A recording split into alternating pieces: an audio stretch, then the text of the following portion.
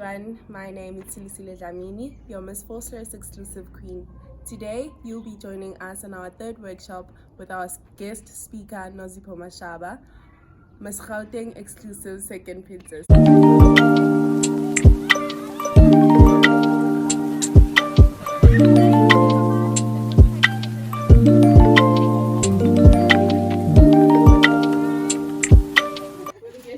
Our guest speaker is Nozipho Mashaba. She's a model, an influencer, child protection advocate, youth empowerment leader, and a philanthropist. You know what a philanthropist is? You must ask her.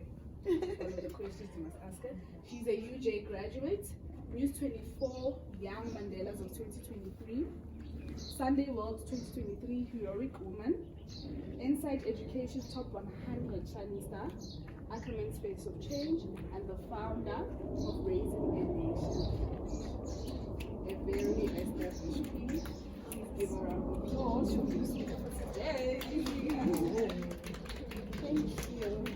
How are you guys?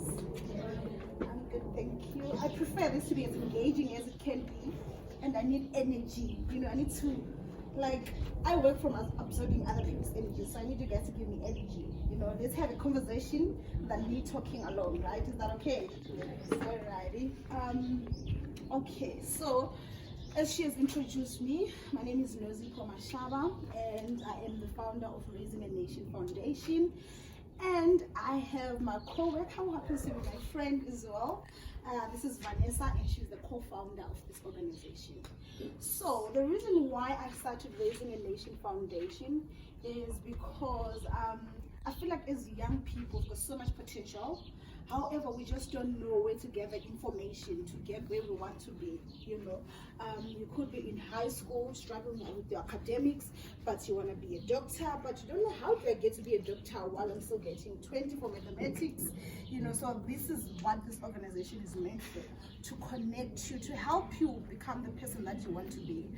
So I saw the gap, and I felt like, we need to bring that change where we can just bring together young people together, because the people that help us are also young people.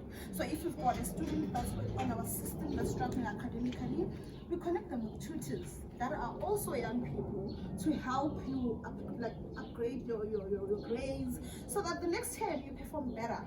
And what we do, we don't help people once off. So when you are registered in our systems, it becomes a relationship with us until you start your first job, because we want to see it through. We don't want to help you just for this part, but we want to walk the journey with you from high school, you went to varsity, until you graduate and start your own career.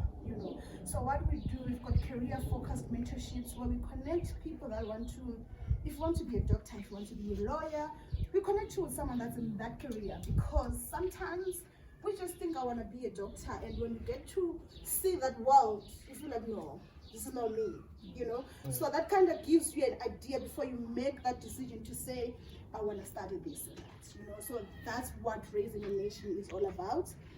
And within Raising a Nation, we've got different initiatives, that address societal issues that we face in this world. And in our initiatives, we've got Female Force that focuses on the girl child. And Female Force is basically just creating a safe space like this where young girls come together and talk about issues that they face. We talk about menstruation, we talk about anything that affects us as young girls. And then we've got Boys to Men. So Boys to Men is just for the boy child, to help the boy child engages themselves. I feel like we've got so many things that we want to talk to boys about. The world is changing, the world is evolving, and South Africa is one of the toppest countries with gender-based violence. And I feel like we need to start having those conversations, because there's so many women empowerment initiatives, which is a good thing, because we want to empower young girls, to be future leaders, to stand up and everything. But the one thing that we're forgetting is those voices that are going to accept these voices that we're grooming.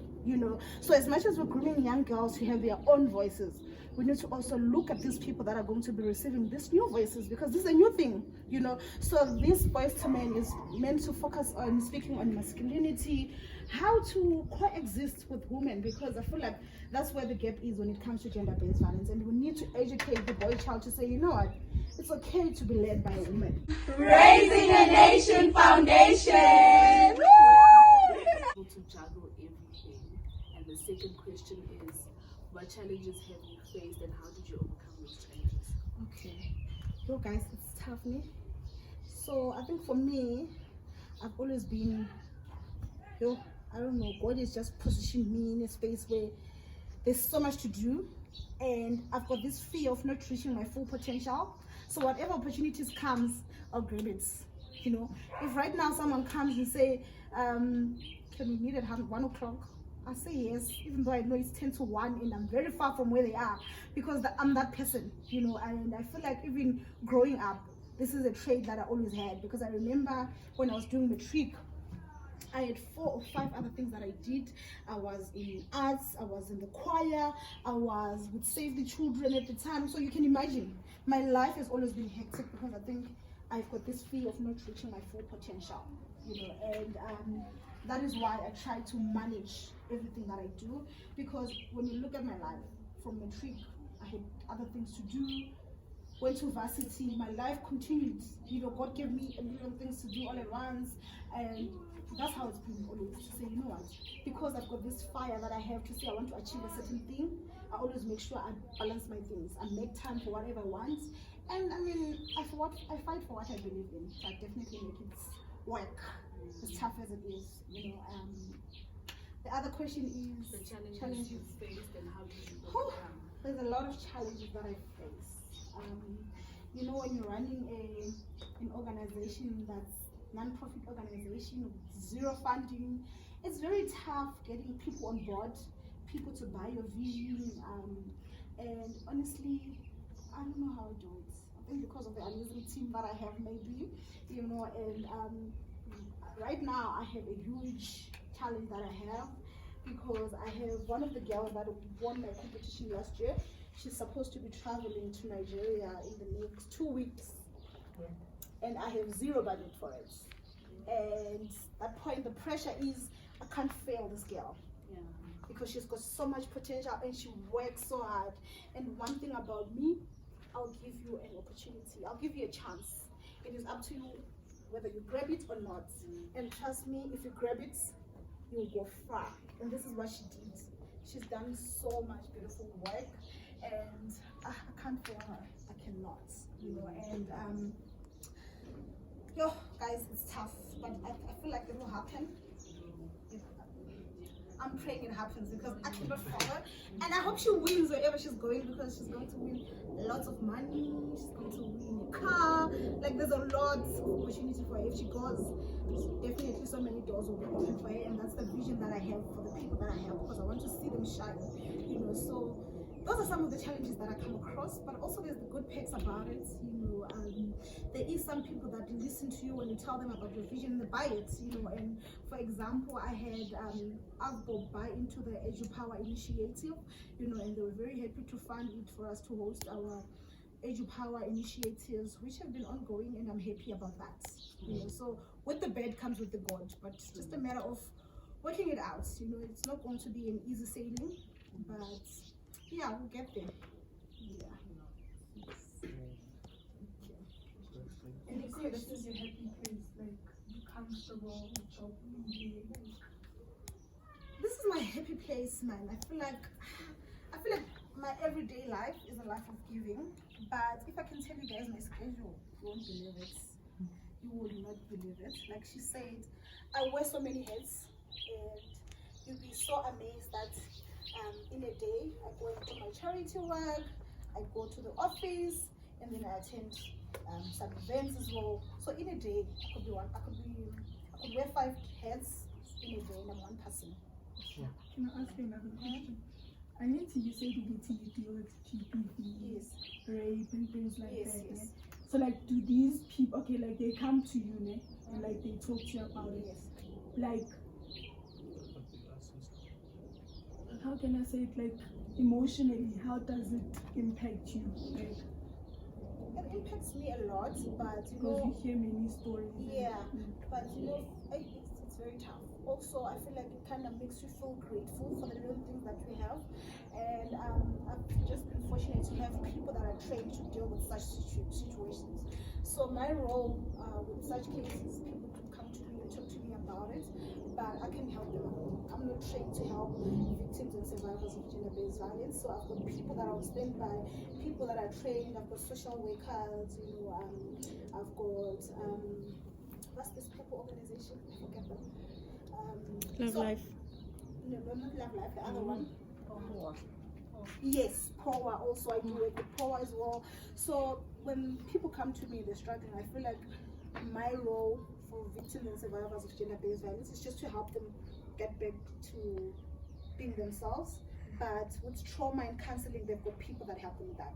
For me, I will help them get back into their feet. If someone was studying, how do you go back to studying? Or if you are a woman that never had any qualification, because I had another lady whose husband burned the house with the kids inside, and she wasn't employed at the time. She relied on her husband financially, so she had to go back and relook, and she only had a grade 10. So we had to help her get a certificate because she loved cooking, and so we had to help her establish her own cooking business so that she can stand on her own and take care of her kids and not rely on any man, because 90% of the time people don't leave relationships because they rely on them financially, you know, which is not good. And yeah, man, that's the life that we face. Yeah. So I heard you mentioned something about being an ambassador in other provinces. So how do you reach out if you are interested, and are there any requirements needed? Okay, so I will definitely leave my details. So with the ambassador program that we're trying to do is we are looking for people to be champions in their own areas. So we expect you to have at least one event in your area, and the event must be education focused. Yeah? So if you've got give back initiatives, or you want to visit a center, we are very happy to support you. But also we would love you to host an event for Raising a Nation Foundation, where maybe, for example, you can go to your school and have maybe an inter-school competition in debate, public speaking, or anything, or you can bring young people together in one room, and then we help them maybe with CV revamps, we help them with how do you apply for jobs and those kind of things. So we do talk to people that are interested and see what's your vision, because we want to align with what do you advocate for and how can we make it work. You know, let's say, for example, maybe you advocate for gender-based violence, then maybe we can discuss your initiative that we have in mind. Maybe you have a plan of bringing women together to empower them, something like this. Then we can come on board and say, you know what, this is beautiful, this is how we can do it. You can also include, like, you come with your idea, but we polish it and make it very beneficial for the people that you bring together in that room, because we don't want it to be a once-off thing. We want them to benefit from it, you know. So if you bring women together in one room that you are empowering them, then we help them and say, you know what do you want to be in that room? Do you want to start your own business? Are you currently looking for a job? Are you currently in matric? Where can we help you as the organization? Do you need help registering your business? Do you need help with applying for jobs? Those kind of things. So I feel like it's just a conversation that we have with people that want to do that. I hope I answered you. Okay. Can you please explain to them what a philanthropist is? Because when I mentioned your bio, I asked if they knew, and you said they don't. Okay, so a philanthropist is someone that does charity work. So someone that is a women charity, you know, and as a philanthropist, you're a natural giver, you know, so you give back to the community. And one thing I can tell you guys, if you are a philanthropist, it's very good for you because you get to connect with other people. You don't work on your own, you connect with other people that are in the same industry. You kind of collaborate with people, and it's easy for you to work with other organizations because you are a philanthropist. So you can be an ambassador of different initiatives as a philanthropist. That is okay. And I feel like if you're a giver, if you're into giving back to the community, you are a philanthropist. So you don't need somebody to tell you. You don't really need to, but Your for me, work must speak for itself in terms of your charity work. yeah, but for me, I feel like I also didn't call myself a philanthropist until I was nominated for an award for it, and then I won, and then I started calling myself, okay, I'm a philanthropist, it's fancy. But in simple terms, it's just someone that gives back.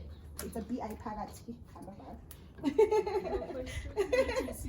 Maybe you see your organization in 10 years. Okay, definitely in 10 years, I see my organization established in different provinces. And for me, my biggest focus areas is the rural areas are number one, and then number two is the townships, because I feel like that's where the biggest gap is. You know, so if you see me doing anything outside of these two places, just know it's a collaboration, not my own initiative. Yeah, so that's where my vision is. Like, I need to see the people that I'm mentoring in these programs shining. I mean, it's always nice to see someone that you walk the journey with, coming back and giving back to the organization itself, because some of the mentors are people that came through our organization. My last question. What do you look up to? Who do I look up to? Okay, I've got kind of few people that I look up to. When it comes to career-wise, I definitely want to be the next Inshallah, the Standard Bank CEO.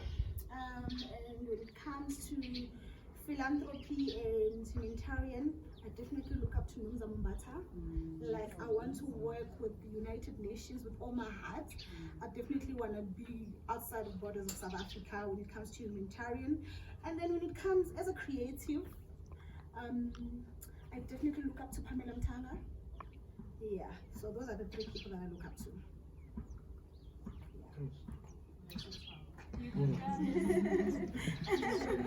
So when it comes to generating ideas, maybe you have an idea, you want to start something. Obviously you said you must talk to people. So sometimes you tell someone your idea, hoping they will help you. Sometimes they are investors and then they pretend like your idea it's a lame idea or something, and then the next thing they use your idea. And then we end up being afraid sharing our ideas, because you might share your idea and then it's a good idea, and then someone uses your idea and then they ignore you. Now they don't talk to you. And Okay, so just like music, you know how music they have what you call for some role. I forgot the name, it's here but I forgot it, where you register your music so that someone else doesn't take it. So the same applies with ideas. You know, I'll please remind me to share the link of where you can go and trademark your idea so that no one else can use it. Yeah. I think so, but I do have the link where you can submit your idea and then no one else can use it. And also there's so much amazing platforms to pitch your ideas to. You don't have always to pitch to someone. There is like your Lion's Den. There is like, I think Sasso also has some innovative competition. I am Mr&MissVoslooExclusive Exclusive Team, First Winters 2022. Thank you for joining us today. Please don't forget to like, comment, share, and subscribe.